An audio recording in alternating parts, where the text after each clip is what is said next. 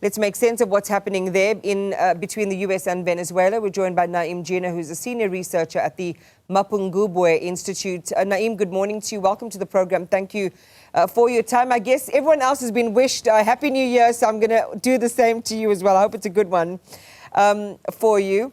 But we're starting with some concerning geopolitical developments. And, you know, when a powerful nation sends a military or sends their military forces into another sovereign state without UN or other approval, how far across the line does that reach into illegality? South Africa is clear. It says, yes, the US action in Venezuela is a manifest violation of the UN Charter. Your thoughts? Let's start there. Manifest violations, I would say. Starting with the attack on the boats, but what we saw over the weekend, the attack on a sovereign state, which Donald Trump, by the way, said. He said we attacked its sovereignty. The kidnapping of two people from that state, including the sitting head of state, whether you recognize him or not. The claim that you want to enforce your law in a foreign state. All of these are illegal under international law. So there's multiple illegalities involved in this operation over the weekend.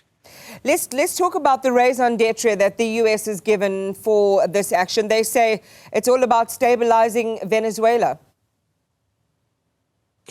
Well, that's what they kind of said early on, but Trump's speech makes it clear that it's not about that.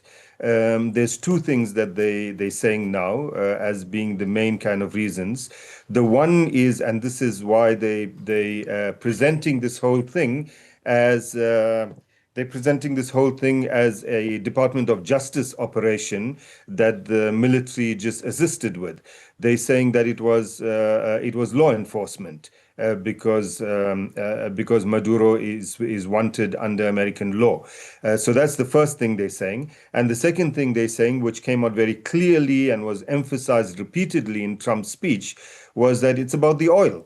He's not hiding this. He has claimed even from earlier on when they were attacking Venezuelan boats that Venezuela stole our oil. So it's these two issues. On the first issue, as I said, multiple illegalities there. You cannot impose your national law in a foreign state or enforce that law without the agreement and approval of that foreign state if you want to do it in their territory. And that's what they're claiming they are doing. As far as the oil is concerned, various kinds of illegalities in terms of what they're claiming. The oil does not belong to them. The oil companies, the American oil companies, some of which properties were expropriated under Hugo Chavez previously and might have some claim under international law, others that were compensated and don't have a claim, etc.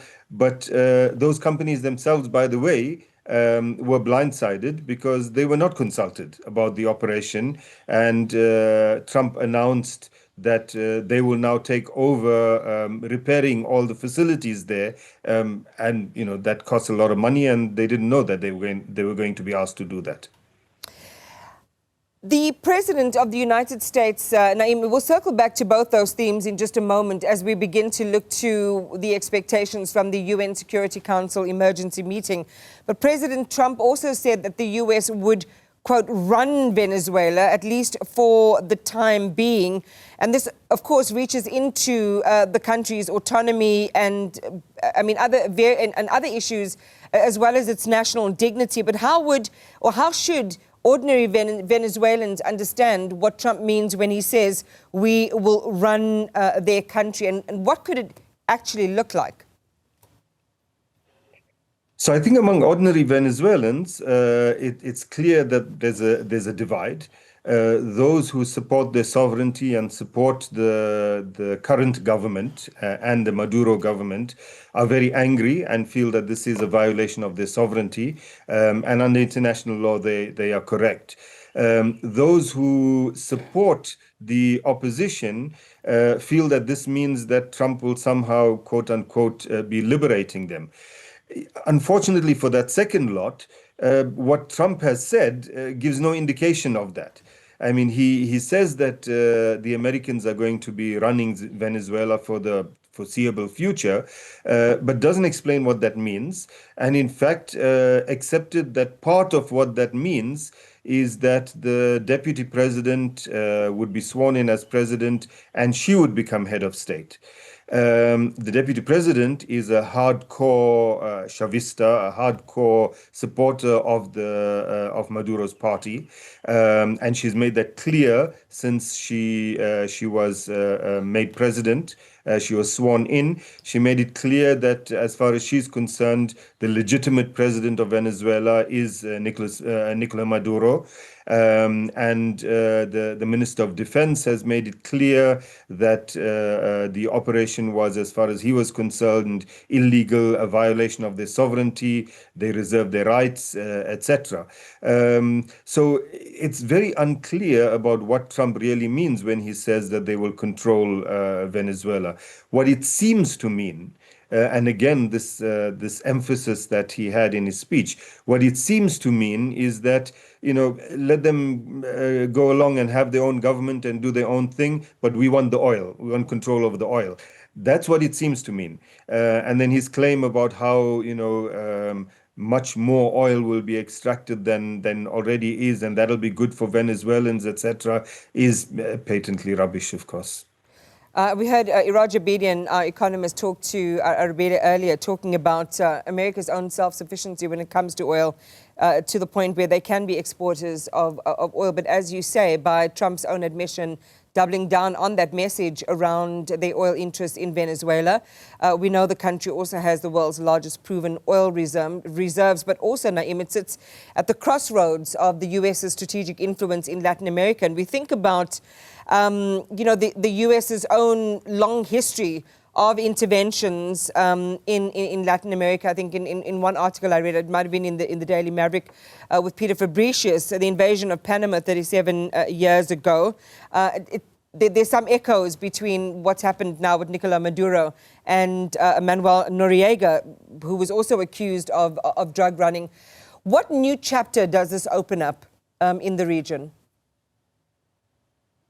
So on the oil thing, first, it's correct. I mean, the United States is self-sufficient and an exporter of light crude. It's not self-sufficient in terms of heavy crude. Venezuela has heavy crude. But that's not the point here. The point is that the American kind of agenda around oil recently has not been so much about grabbing the oil in different parts of the world for its own use. It has been about control over the oil. So it's control over the oil because oil also, in a sense, one of the challenges for the United States around the issue of oil is these countries that are now starting to sell oil and breaking a tradition of more than half a century by selling oil in currencies other than the dollar. That petrodollar kind of regime has been part of what maintained the dollar's status as a reserve currency. So it goes to that issue as well. So the United States controlling the supply, production and supply of oil, even if it doesn't need it itself, is a big part of it. But of course, the additional part that he's making an argument about Trump is about Venezuela, is that it's American interests.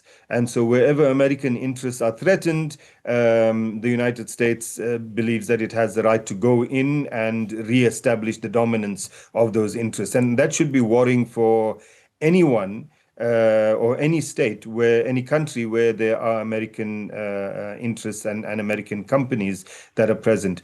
But you're correct. I mean, it's not just about the oil, not just about American companies.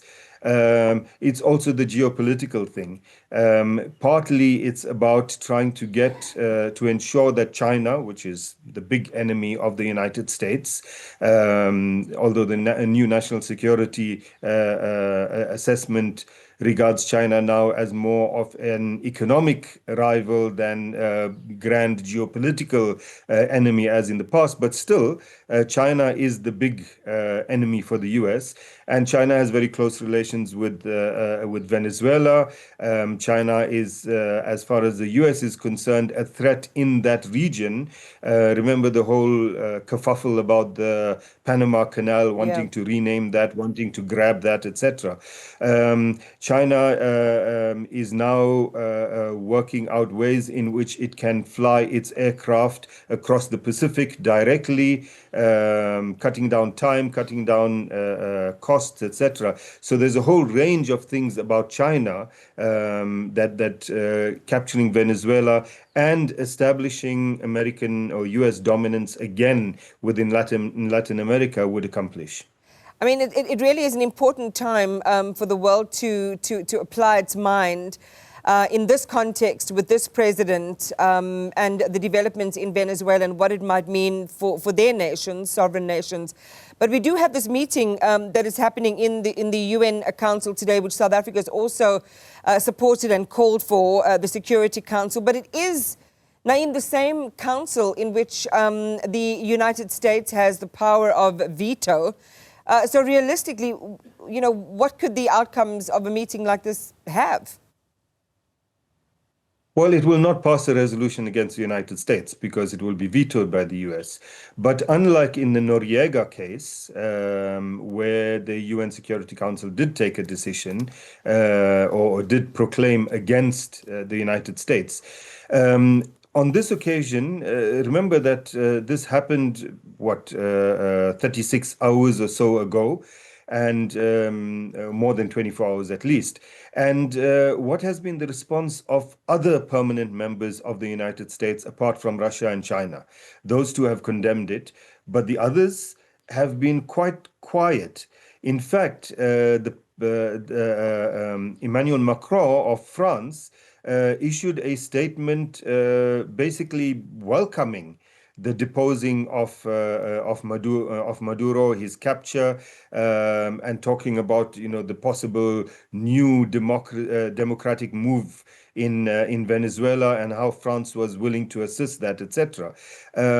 So one can guess that France would actually not support a resolution condemning the US. Possibly Britain would not support such a resolution either. So while there's a great amount of anger, condemnation, etc., from the global South and from Russia, the US allies in the Security Council, it seems, could quite likely either just have a kind of tepid response or actually support the US. And in that respect, I think that once again, the United States, the UN Security Council will show how increasingly